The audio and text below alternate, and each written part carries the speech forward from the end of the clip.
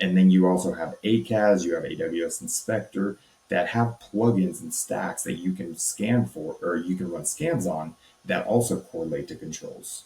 So that's where I kind of see the movement going in the automated way, even with policies and procedures, automating templates in a way that those documents, 50-page documents sometime, and there could be 30 of them per system, can automatically be scanned and identify what are your risks going to be, what are your non-risks going to be. Maybe this is an AI evolution aspect to it. I do see the future in that. I'm not an AI expert one bit, so I'm not going to navigate those waters on this conversation, but that's kind of the future I see now.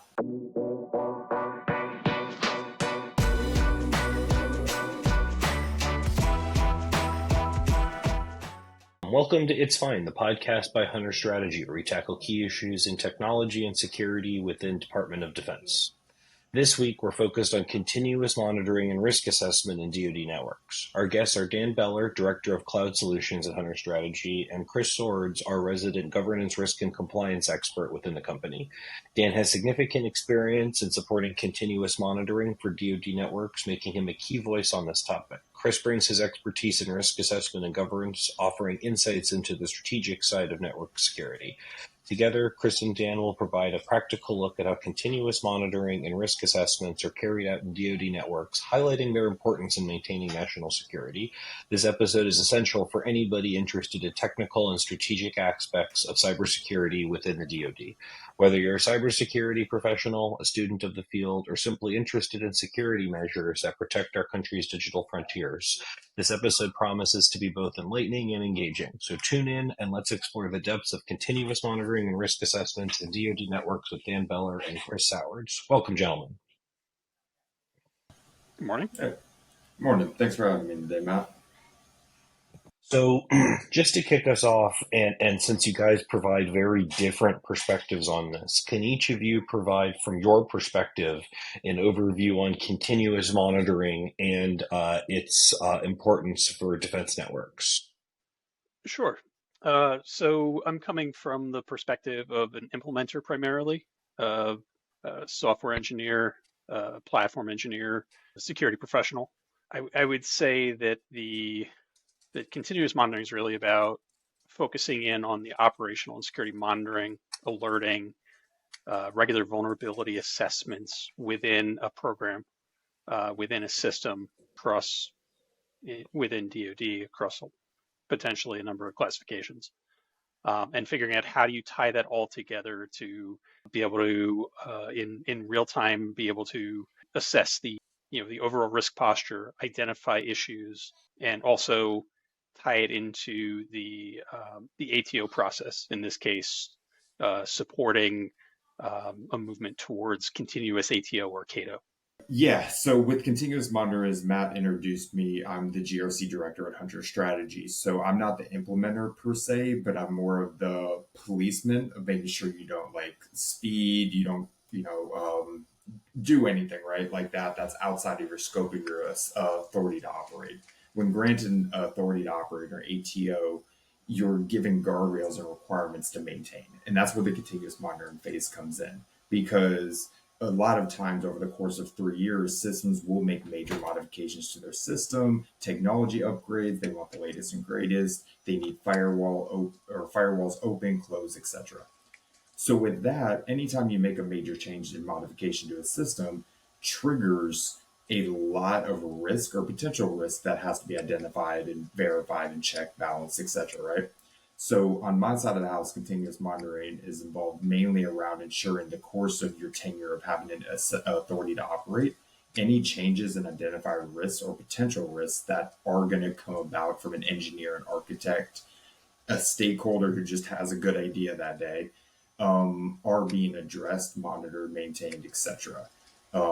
In the assessment process, we develop policies, procedures, governance that mandates all of this, and that's why it's so imperative. Because without that, you're essentially letting the kids run free, go run with scissors in the street kind of situation, right? Dangerous, but they're going to have a great time. You give an architect that ability and everything, they're going to have a fantastic time doing whatever they want to do with their system. But then you're going to have an issue like SolarWinds, and we all know what happened with that, because it just wasn't kind of being monitored. New risks that were being adopted were being ignored, and it just created this issue. So that's kind of my side of the house with continuous monitoring.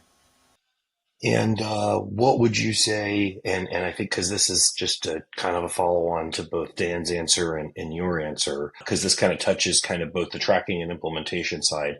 How would you see critical vulnerabilities, CVEs, IAVAs, those types of things from your perspective in continuous monitoring, both as an implementer, Dan, and for you, Chris, kind of more on the governance side? How does that affect your approach to continuous monitoring? So I would say that the overall with continuous monitoring, there's more of a focus on the engineering team to be doing regular vulnerability scanning and building that into the process. So when you have a critical vulnerability that is released as an IAVM or it just makes the front page of the Washington Post, there's already a structure in place to be able to inject that in to quickly assess it. And with a lot of the evolution in the last few years around software factories and the DoD CIO guidance on best practices around running agile so that from an approval standpoint, if it's not a strategic change, it does not need to go in front of a CCB. It removes some of the guardrails to get fixes out quicker. And I think that that's something that overall is a positive direction that we've been seeing in the last few years. Yeah, and I'll kind of follow suit with what Dan's saying and focus on that. So for DoD Networks, they focus on the GRC framework NIST 853. So there's a control family called risk assessment, and RA5, the control, is centered around vulnerability scanning. So let's say 2 years ago, a system owner or system was using some type of third-party software that was approved, it was being patched, plugins were being released, the DoD is actively monitoring those. You know, your ISSOs, E's, M's, and everybody are subscribed to receive IAVAs, IAVBs, etc. Let's say that software becomes end of life. That vendor stops patching it, providing patches. At that point, there's a new identified risk injected in the system. Is there potential vulnerabilities that need to be patched that can't be patched? Are there vulnerabilities that we can't even scan for to know that they exist in the first place? So when it comes to continuous monitoring, to Dan's point about like vulnerability scanning, some things become obsolete to where you just can't scan them anymore. They may not be at risk and obsolete in that sense, but they're end of life in the sense of that vendor is not providing resources to patch those or anything. Microsoft does a great job. They'll report their end of life, but they'll report support for X amount of years, 2 years, 3 years, and say, we'll still patch this, provide plugins, we'll still monitor breaches and everything and let everyone know. But they have to draw a line in the sand too. And vendors do that. So in the continuous monitoring side, our approach is monitoring all of the software assets, ensuring the end of life doesn't hit, and plugins are still being released, and everybody is actively, and when I say everybody, I mean system staff, the DoD, and the vendor themselves are actively supporting this software itself, or patch, server, etc. So just kind of playing off of this, because I know you guys have both been doing this a long time on a range of networks, ranging from, the big names, your Cipernets, your JWICs, but also kind of some unnamed networks that support specific kind of coalition or missions or specific things. So overall, how would you say that the approach to continuous monitoring has evolved over the last few years? If at all, or if you're seeing stagnation in that's also probably worth mentioning here. Sure. So I think there's been definitely some evolution.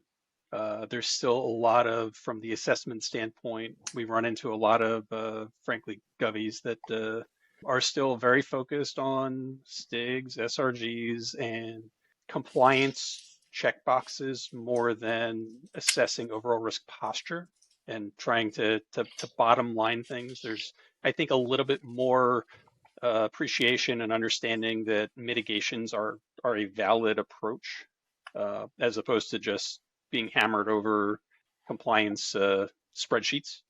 In some ways, we see assessors that are excited about some of the newer technologies cloud, microservice architectures, software factories, and it's forcing them to learn more about how how the sausage really gets made as opposed to just looking at the end result. And certainly for you know for a long time, even before RMF, DICAP, DITSCAP, there were a lot of overtures towards understanding the process, the how, but really a lot of the assessors really did not understand how to write software, how that all works, and starting to see more of an understanding in some circles. There's still plenty of room for upskilling in those areas, frankly, on the engineering side too.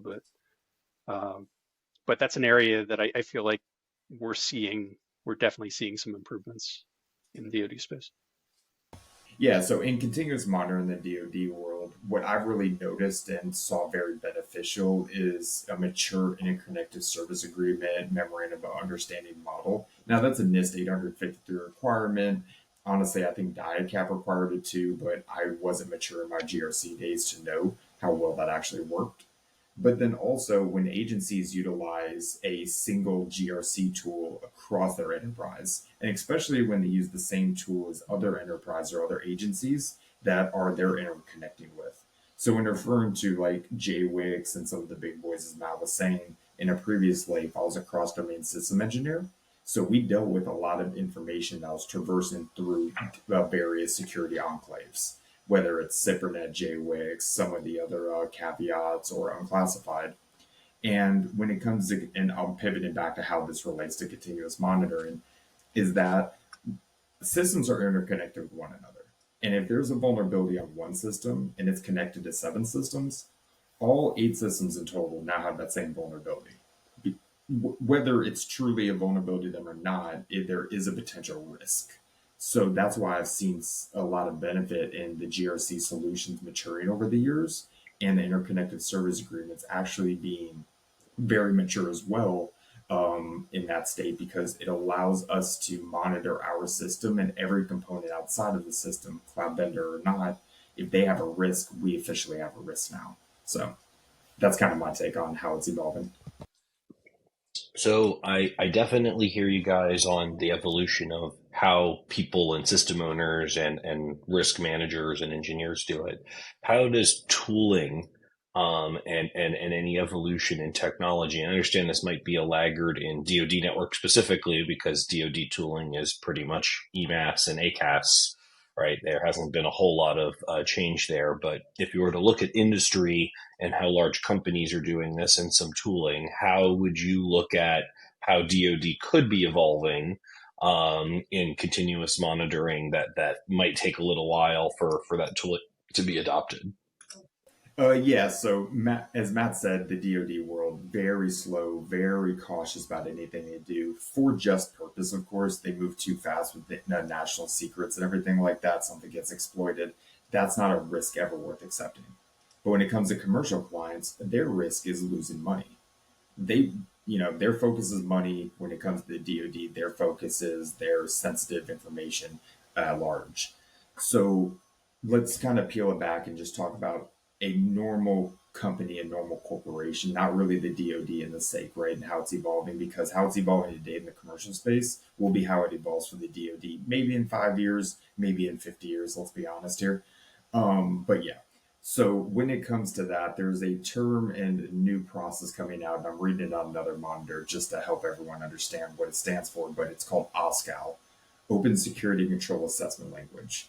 The premise behind OSCAL is an automated way to conduct assessments. Currently, assessments are very expensive, very rudimentary, requires a lot of senior professionals be involved in that, from the side that Dan's on to the side that I'm on, to the side of just people identifying that this is a need and how does that actually provide long-term revenue to your corporation, company, or agency. So OSCAL's approach is to automate this and utilize industry tools in a customized way or non-customized way to their system itself. I always like to relate this back to AWS because they're the biggest IaaS out there in the world, in my opinion, and the most mature.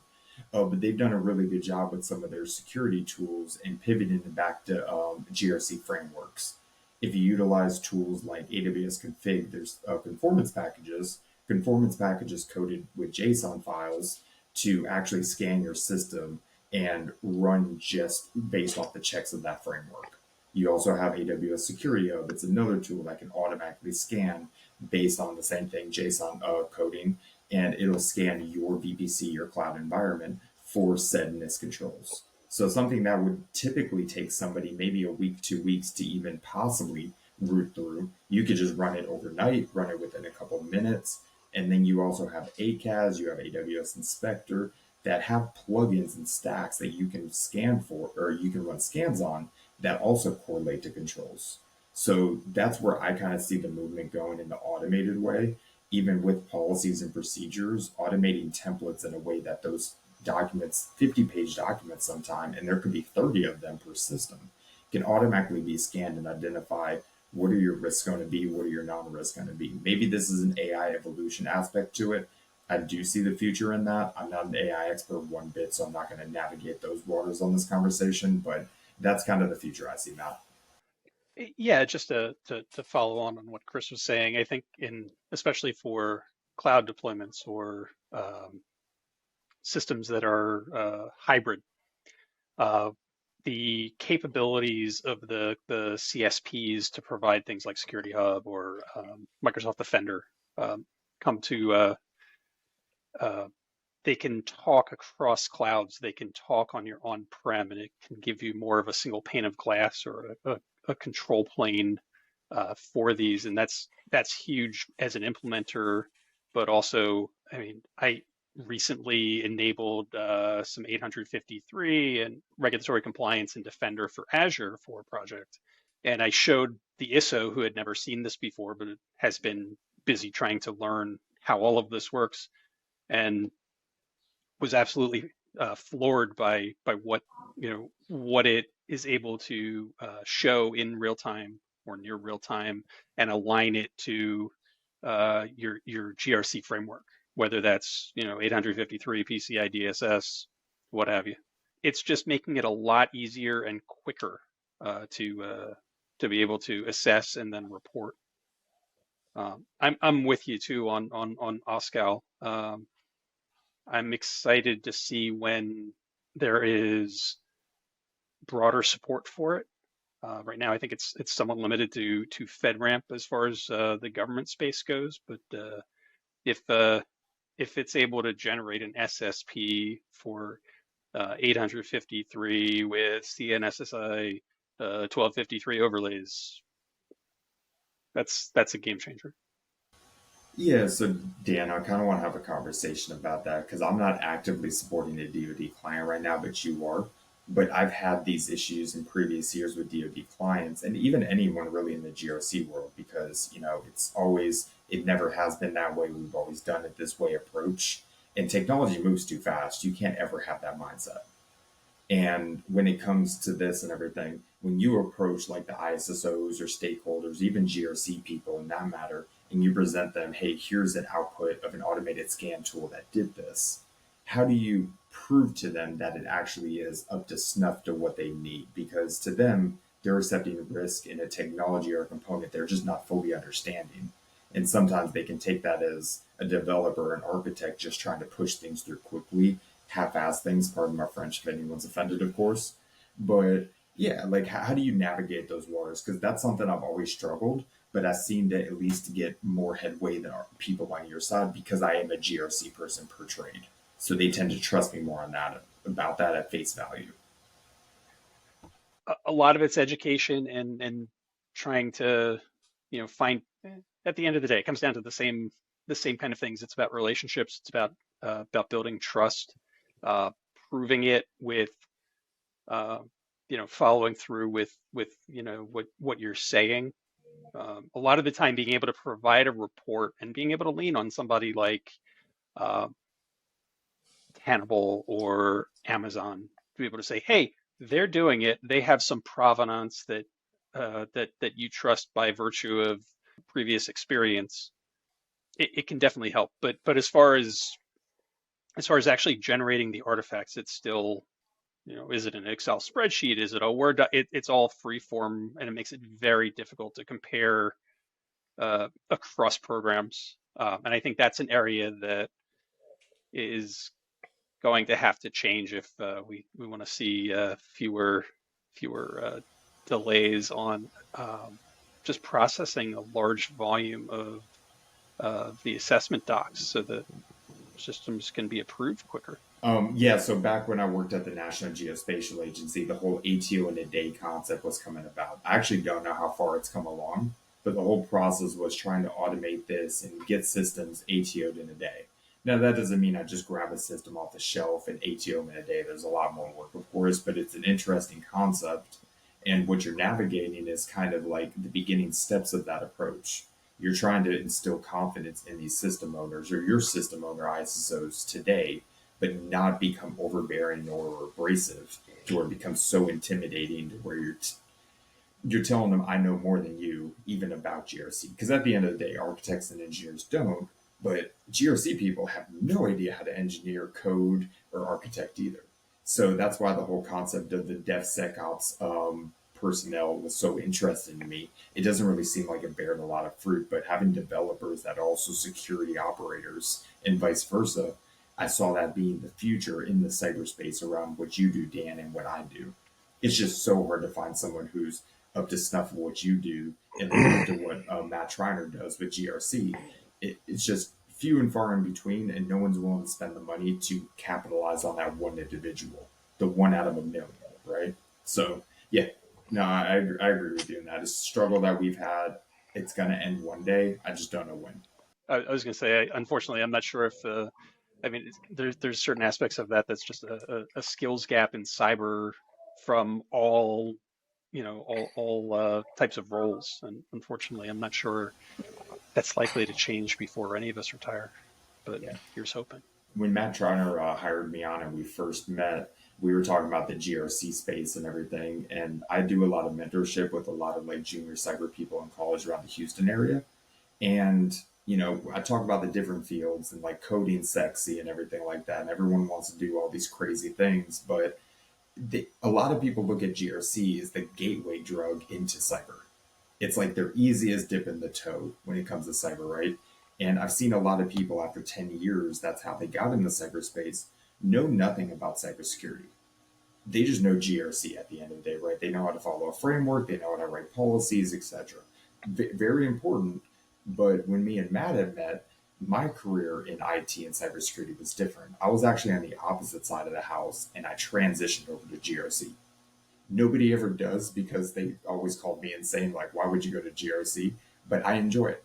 I like ones and zeros in the sense of everything's in a box and makes sense, but also square peg round hole situation at times. So that's why I kind of fell in love with GRC. But me and Matt have had a lot of conversations. Matt had a similar background in this. We know other GRC professionals, same as us two, to where we learned a lot about cybersecurity.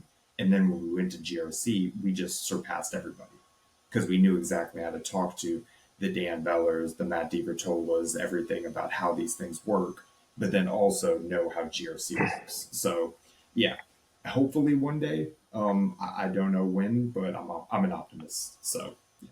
Well, what I was going to say was that a couple things. One is you brought up a new topic, which is kind of that crossover, and I think Dan's probably the only cloud solution person that works at Hunter today that took an interest in, hey, I'm going to help get this ATO over the hump, and with that, learn a lot of GRC and a lot of the pieces that go into it.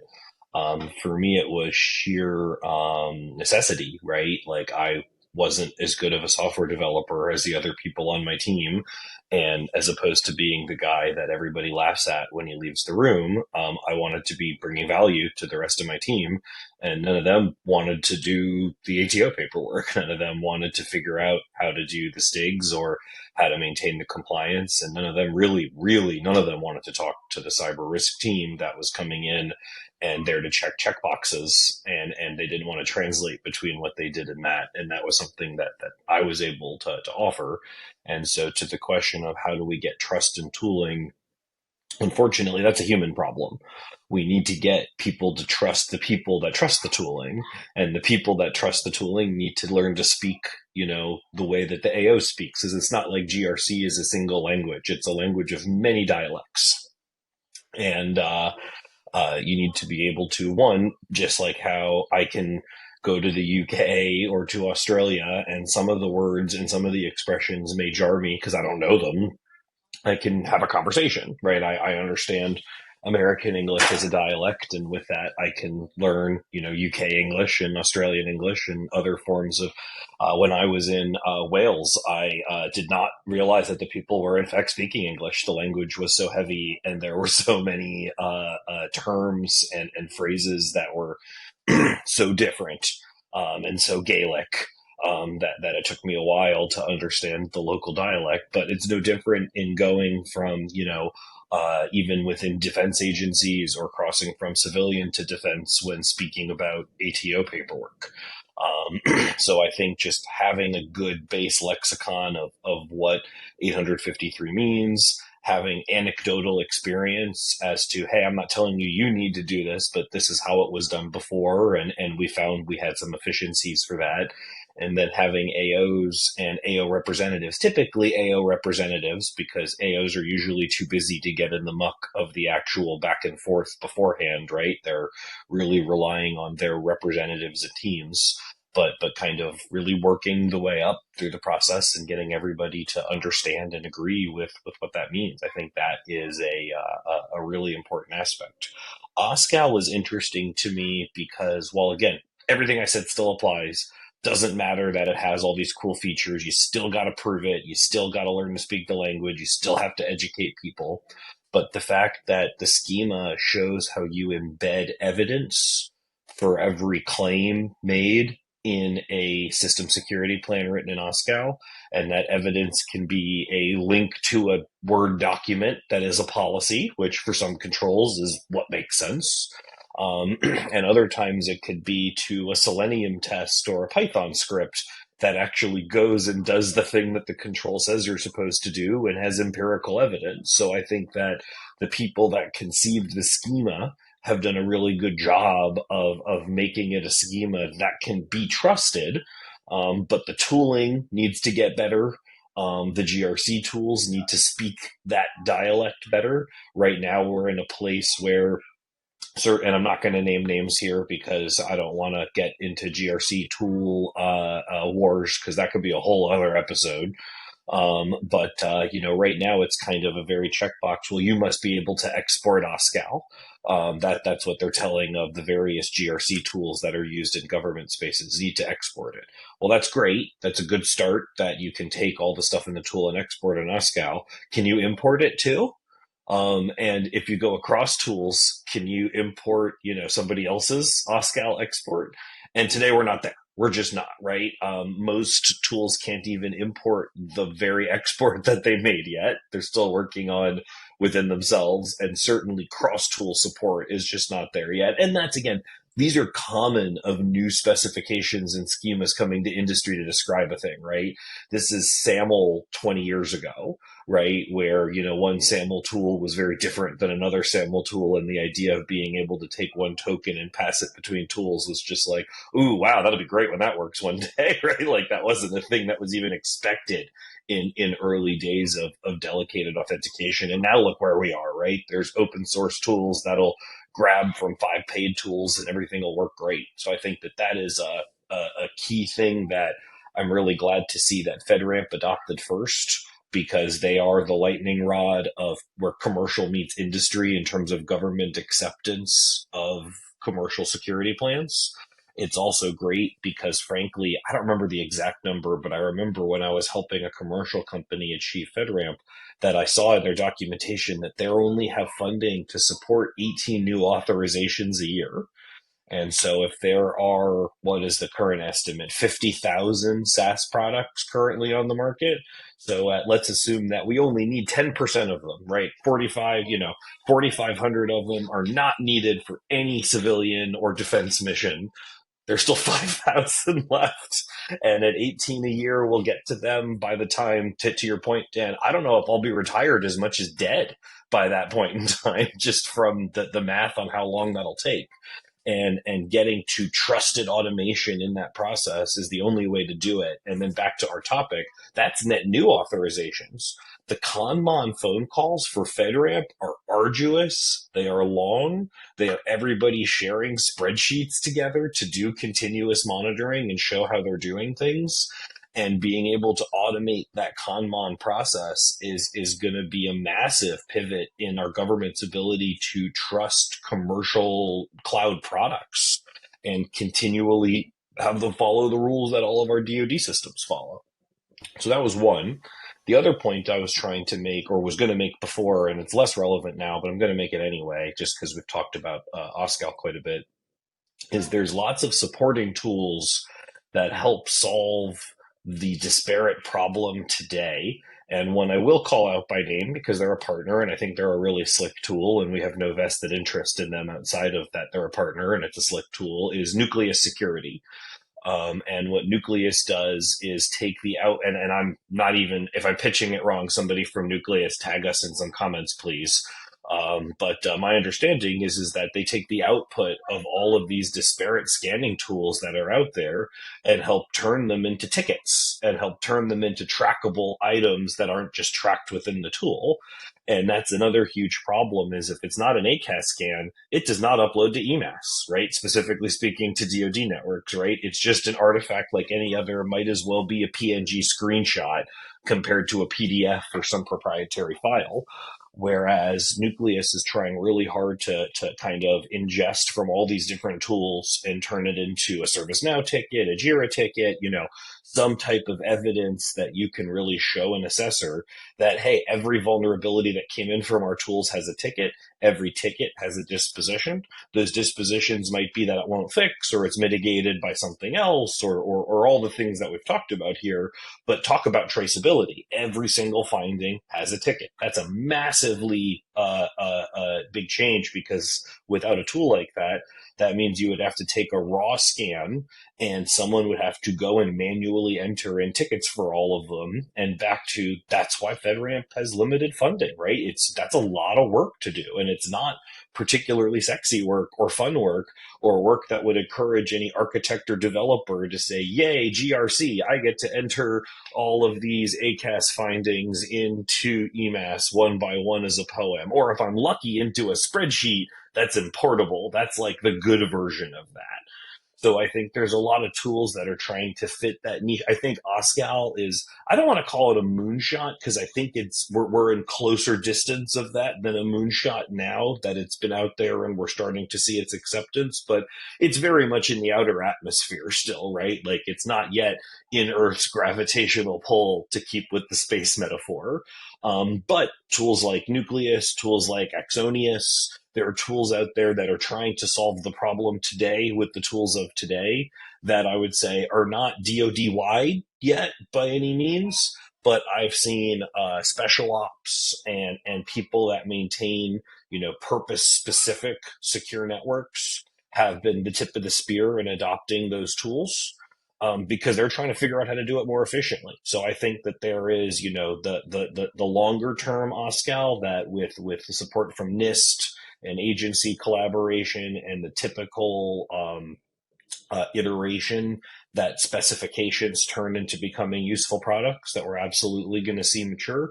But I also think that the advent of some of these tools that solve today's problems are going to help model how people can start to trust a tool in general. I bet an agency trusting that Nucleus, again, just to use the example, not that they're the only one, but that Nucleus can grab all of these tools that you already trust, and all we're doing is taking every output and turning it into a ticket in a ticketing system that you also trust. Right? That is a way, way smaller gap than here's a bunch of XML and take a look at it. There are other people, and again, partners, so I will give them name credit. Easy Dynamics is developing tools that I like to think of as Google Docs for OSCAL. So you can collaborate on these things and make these XML files very human readable.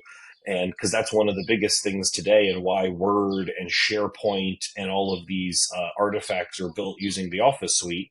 They're the easiest to collaborate on. It's easiest for Chris to gather his input from somebody like Dan by making a doc, creating all the template and the preamble, and being like, Dan, put in architecture stuff here, right? And the best way we know to collaborate on written documents in the world, in any industry, DoD included, is Microsoft Office. So if we can start creating similar feeling tooling for OSCAL, that'll grow the trust. But it's a piecemeal framework here, right? We need to kind of people need to work with the tools they have today, and agencies that are interested in bringing things from the outer atmosphere into our orbit, like NIST, who's always taking big, long strategic shots, are going to be critical in getting us all in the same sheet of music. And I really hope that we're all still employed in this industry. When will it be ever easy? Will there ever be enough cyber people to meet the skill gap? No. And anybody says that AI is going to fix it, I would like to show them some really interesting answers from GPT on cyber questions that I've asked it, to say that it is probably not going to save us, at least not any time, not any faster than the adoption of these tools will probably create that trust, right? It'll be an aspect, big part, but definitely not the only thing. So, Matt, to your first point you were making about like FedRAMP being behind the curve and everything, currently I'm supporting a system that's leveraging two SaaS FedRAMP products. And we got access to their FedRAMP packages, their SSPs, etc. And one of them is from 2016. The other one's latest one's from like 2019. I'm not going to call out the names of these vendors by any stretch, but it's one of these things that this is now a risk. It's a risk because people are taking FedRAMP and saying, okay, you have the seal of FedRAMP, you're good to go. But in reality, they've had this ATO for 6 years and FedRAMP has accepted the risk. And now every agency utilizing these services are having to as well, because they might not actually be doing proper continuous monitoring because FedRAMP doesn't have the resources or staffing to keep up with everything. So what's your approach? Like, let's say you're supporting the system on the GRC side and you get their FedRAMP package and you realize it's 7 years outdated. They're on NIST 853 Rev 4 and everybody's on Rev 5 now. So I can say for me, and this is just because I try to take a real risk approach, and I say real risk is that the real risk is based on a threat model of a system and based on what we're concerned about, right? When I say to your confidentiality, integrity, availability, right? How does this affect the real concerns that we have in a system based on this gap? And so if the package is out of date and they've been doing no conmon, I want to know what blackmail they have on the jab that allowed them to stay out of date for 7 years, right? If there's conmon, yes, maybe their SSP is way out of date. That's not uncommon. But they have conmon, and I can look through conmon as an approach to understand what is the current open things within a system. And I try to stack that against real risk. That's what I try to do when I see things that are way out of date. What I will say is that, and this is something that we avoid, but we really try to look at what's POAM'd in that system outside of just the continuous monitoring, because there was recently, I need to find this, but there was recently an OIG finding where people were using inheritance from FedRAMP systems, as I highly encourage, because not using inheritance just really drives me nuts when it comes to waste of precious assessor resources, right? If the assessors are any good, it's hard to find them. So you need to kind of keep those moving. People will not understand that they need to really adjudicate the FedRAMP body of evidence. And they'll say, oh, great. This is FedRAMP and this control is listed as inheritable. And therefore, I'm inheriting this. But then you look a little deeper in that FedRAMP package, and it's POAM, meaning it's not actually compliant. So we are inheriting a thing that they don't have. And that happens a lot, right? Because there is no connected governance between these systems of record, right? Between FedRAMP's GRC tool and EMAS as the example for DoD, right? And so that is, I think, a big gap that I think can be fixed with tooling and automation, that when you click inherit, that's where something like OSCAL is going to be great. When you say, hey, I'm inheriting this control, and you should be able to look through machine readable system packages to be like, oh, wait, that control you inherited is listed as a POAM, so you can't inherit that yet. And maybe you can get the same poem that they have and inherit the timeline and it still be out of your authorization boundary. That's valid, right? But the fact that you list your control as compliant over something that you inherited that listed it as non-compliant in POAM is a problem. And so that's where I'd say that tooling is that's where I really have high hopes for OSCAL as a tool to be able to fix that connected governance problem. That said, in the meantime, it's educating people that FedRAMP is not a seal of perfection, and it was never intended to be. Right? It was it's to reduce over re-adjudication of the exact same bodies of, or sorry, not adjudication, recollection and reassembly of the exact same bodies of evidence. Everybody should still be adjudicating the evidence for themselves. And that's something that is misunderstood because you have some agencies, and I will name names here. DISA has done a bad job of allowing you to accept FedRAMP evidence as evidence, right? And the advent of IL4 and IL5 is I have a strong feeling that IL5 should have been an overlay. It should never be a level of authorization, and I think it's created a lot of confusion because people think, well, IL5 is just more important than IL4, and I was like, no. It's basically an NSS overlay for cloud.